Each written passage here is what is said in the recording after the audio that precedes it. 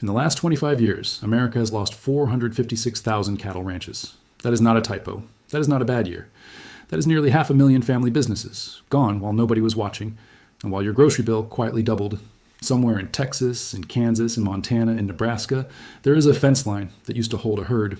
The gate still swings, the water trough still sits there, dry and cracked. But the cattle are gone, and so is the family that once worked that land every single morning before sunrise. This is not a story you're going to hear on the evening news. It is too slow, too quiet. Let's start with the number, because the number is almost impossible to process the first time you hear it. 456,536 cattle ranches have disappeared since 1997. According to the 2022 USDA Census of Agriculture, the United States had 732,123 cattle ranches remaining. That is down 17% from just 2017.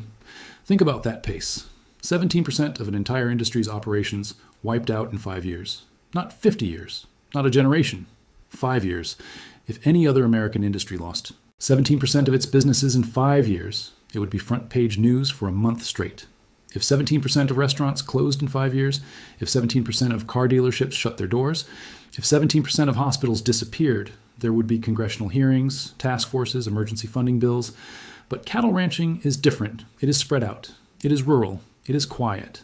And so it slips through the cracks of the national conversation, even as it reshapes the entire food system that feeds this country. The United States Department of Agriculture itself has confirmed this collapse in its own words. In an October 2025 white paper on the beef industry, the USDA stated plainly that since 2017, the country has lost over 17% of its cattle ranches, more than 150,000 operations. The national herd, they said, is at a 75-year low. Read that again. 75 years. That means the number of cattle in this country today is smaller than it was during the Eisenhower administration, smaller than it was during the Korean War, smaller than it was before the interstate highway system existed. And yet, in that same window of time, consumer demand for beef has grown roughly 9% over the past decade. So you have a shrinking supply and a growing demand colliding in real time, and the result is exactly what basic economics would predict. Prices go up. But this is not just an economic story. This is a story about what happens when an entire way of life gets squeezed out from every direction at once, until it simply cannot survive anymore. Let's talk about the herd itself, because the numbers here are staggering. As of January 1st, 2026, the United States had 86.2 million head of cattle and calves on farms and ranches, according to the USDA's National Agricultural Statistics Service. That is slightly below the count from January of 2025, which means the decline is not stopping.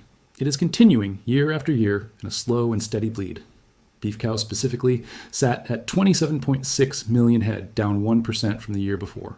To put this in perspective, the American cattle herd has been in decline since it peaked all the way back in 1975.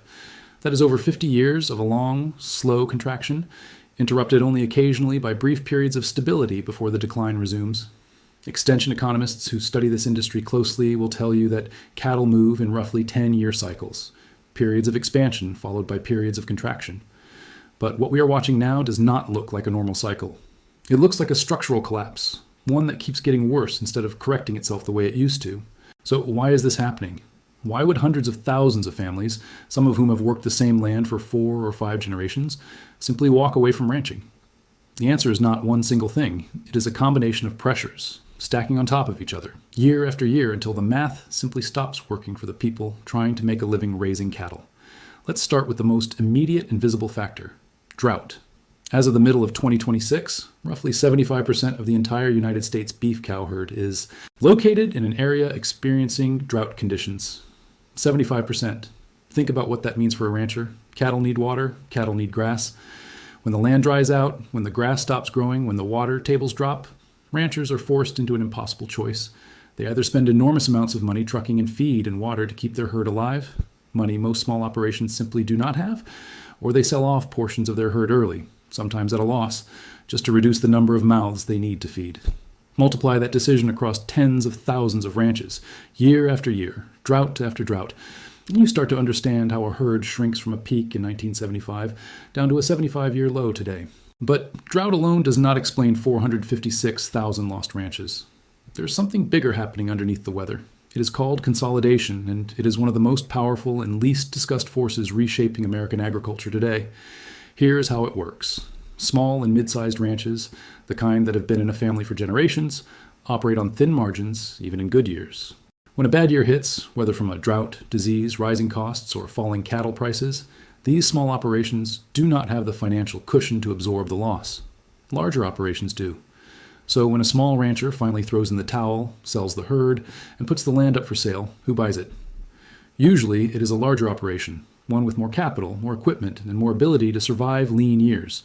This process repeats itself, ranch after ranch, county after county, until what used to be dozens of small family operations in a given area becomes just a handful of large industrial scale operations. The United States Department of Agriculture's own data backs this up. In 2025 alone, the nation lost 15,000 small farms and ranches. Texas lost the most, with 2,000 farms gone before the year even ended. That brought the total number of farms in the entire country down to around 1.9 million, an 8% decline from 2 million back in 2018. Total farmland also shrank, down to roughly 874 million acres, a small but real decrease from the year before. And the pattern is always the same. Fewer operations, bigger operations, land and production consolidating into fewer and fewer hands. Now let's talk about something that does not get nearly enough attention: the meatpacking industry. This is where things start to feel less like a natural market shift and more like a structural imbalance built into the system itself. Today, just 4 meatpacking companies control roughly 85% of the entire fed cattle market in the United States. 4 companies, 85%. Think about what that concentration of power means for the rancher trying to sell their cattle.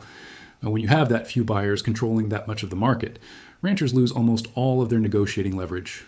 They cannot shop around the way you or I might shop around for the best price on a car or a house. There are simply not enough buyers to create real competition, so ranchers often end up selling their cattle for less than what it actually costs to raise them, especially during years when feed costs, land costs, and veterinary costs are all rising at the same time. Meanwhile, the price you pay at the grocery store for that same beef keeps climbing. The rancher is not getting rich off these high beef prices. In many cases, the rancher is getting squeezed harder than ever, caught between rising costs on one side and a concentrated buyer market on the other, while consumers pay more and more for less and less supply. There's also an international piece to this puzzle that most people have never heard about, but it matters enormously. For decades, Mexico supplied a significant portion of the live cattle that entered the United States, feeding into American feedlots and helping keep the domestic supply chain functioning. According to USDA data, Mexico accounted for about 62% of all live cattle imports into the United States. But in May of 2025, the U.S. Agriculture Secretary blocked all imports of live cattle, horses, and bison across the southern border with Mexico. The reason was a public health concern. An outbreak of New World screwworm, a parasite that can be devastating to livestock, had been detected moving north through Mexican cattle populations. It was, by most accounts, a necessary precaution to protect the American herd from a serious biological threat. But the side effect was an immediate and significant disruption to the flow of cattle into the United States, right at the exact moment when the domestic herd was already at historic lows. It is a perfect example of how a decision made for one reason, protecting animal health, can collide with an already fragile system and make an existing problem even worse. Let's talk about what all of this means for the actual number that shows up on your receipt at the grocery store, because this is where the abstract statistics become something every single American family feels directly. Weekly cattle slaughter numbers fell to 524,000 head for the week ending June 13th of 2026. That is down 6.5% compared to the same week the year before. Steer and heifer slaughter specifically fell even more, down 8.1%. Beef production overall dropped 2.8%, down to 460s, 8.9 million pounds, even though the average carcass weight actually went up from 863 pounds to 897 pounds. What does that tell us? It tells us that ranchers and feedlots are trying to squeeze more meat out of fewer animals, raising cattle longer and heavier to compensate for the smaller total numbers. But there is a limit to how much you can compensate that way. You cannot simply keep growing cattle bigger and bigger forever to make up for having fewer of them. Eventually the math runs out, and that is exactly what we are seeing now.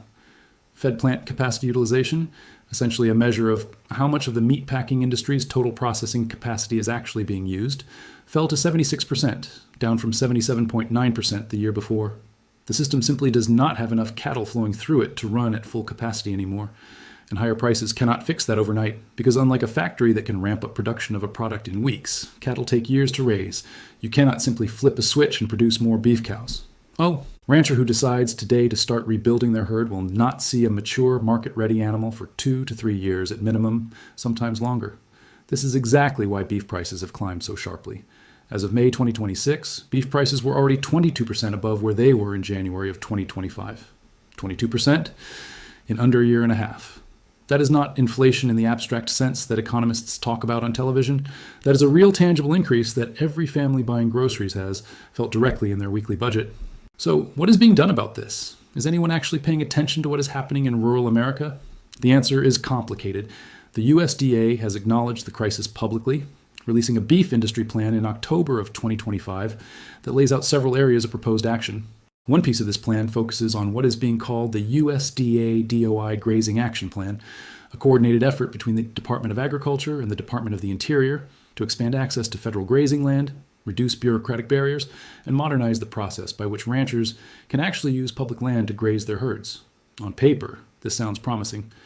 Grazing access has long been a point of frustration for ranchers, operating near federal land, tangled in permitting processes and restrictions that can take months or years to navigate. Another piece of the plan focuses on predator management and reform related to the Endangered Species Act.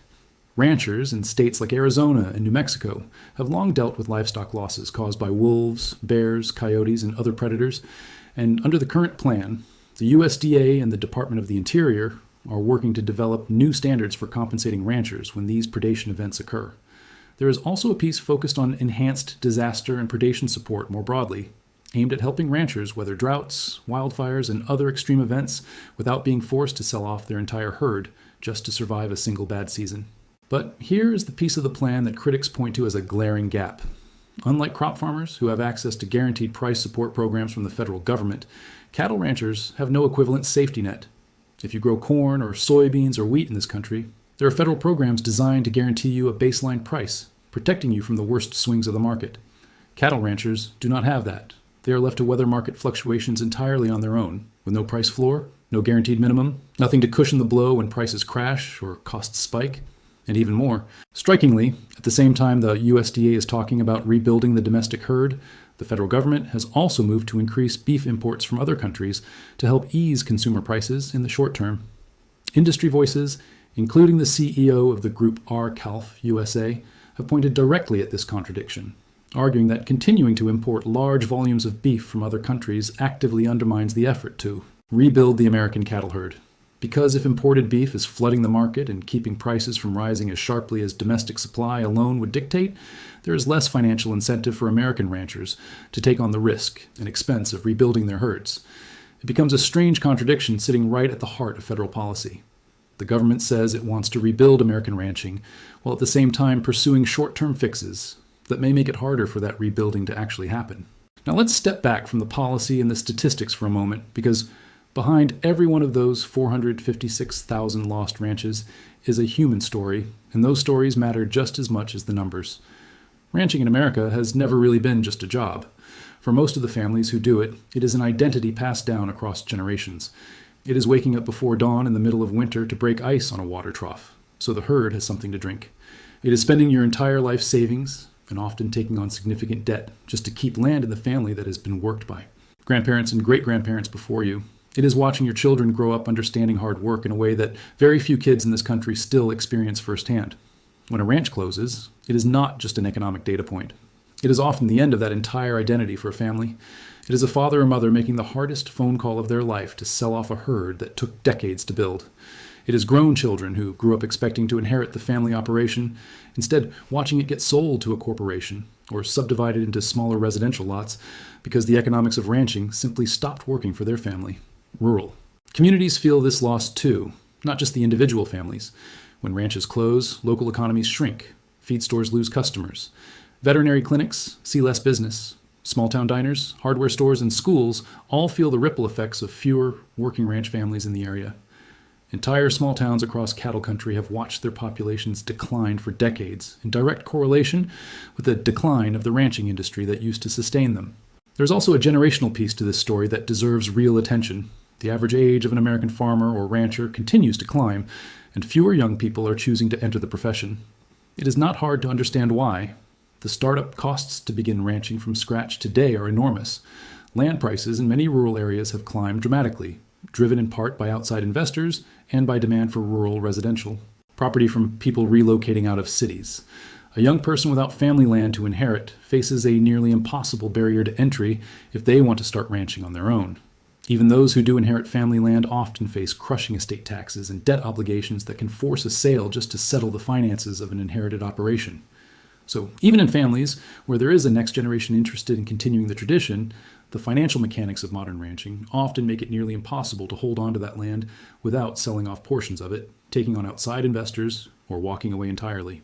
Let's also talk about what this means for the future of American food security, because this is not just a story about rural nostalgia or a way of life disappearing.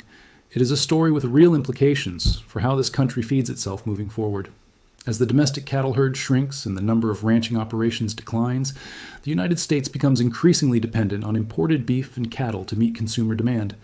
That dependency creates vulnerability.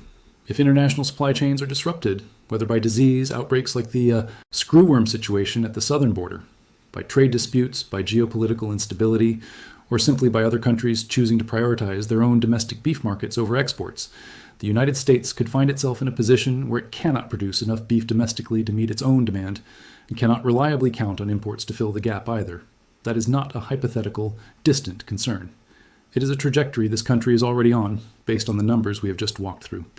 A shrinking herd, a declining number of ranches, and a growing reliance on imports to bridge the gap, all happening at the same time. It is also worth pausing on how this plays out differently from state to state, because the story is not identical everywhere. In Texas, historically the largest cattle-producing state in the country, the losses have been especially visible, with thousands of small operations disappearing in just the last year alone, even as the state remains the single largest producer overall. In New Mexico, the cattle herd sat at 1.28 million head as of January of 2025, down 10,000 head from the year before, a smaller drop, but still part of the same downward trend across the region. In Wisconsin, a state better known for dairy, the number of dairy herds has fallen to around 5,100 at the start of 2026, just over half of what existed a decade earlier. Yet the total number of cows being milked there has stayed roughly the same, which tells you something important about the nature of this consolidation. It is not that production collapsed. It is that the same output is now coming from far fewer, much larger operations. That pattern holds true across almost every state touched by this trend, and it comes at a real cost, measured not in pounds of beef, but in the number of families who no longer have a stake in the industry that once defined entire regions of this country.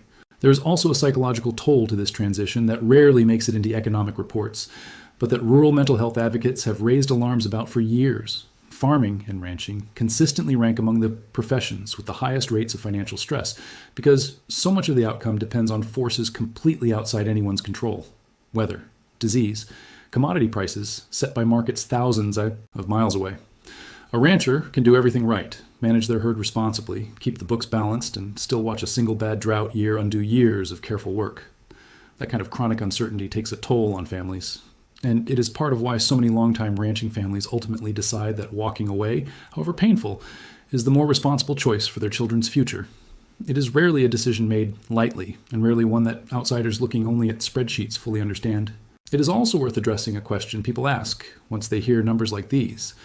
If ranching is struggling this badly, why does it feel like beef is everywhere, in every grocery store and restaurant menu across the country? The answer goes back to that consolidation pattern already discussed. The beef supply chain has become remarkably efficient at using fewer cattle to produce roughly the same volume of meat, through heavier carcass weights, longer feeding periods, and highly optimized processing at the small number of massive plants that now dominate the industry. So, from a grocery store shelf, the disappearance of 456,000 ranching operations is not immediately obvious. The shelves are still stocked. What is not visible is how many independent families it once took to get that meat there, and how much more fragile the supply chain has become compared to 25 years ago. A system built on a small number of massive, concentrated operations is efficient right up until something goes wrong, a disease outbreak, a severe drought, a border disruption, and then that same efficiency becomes a liability because there is very little redundancy left to absorb a shock.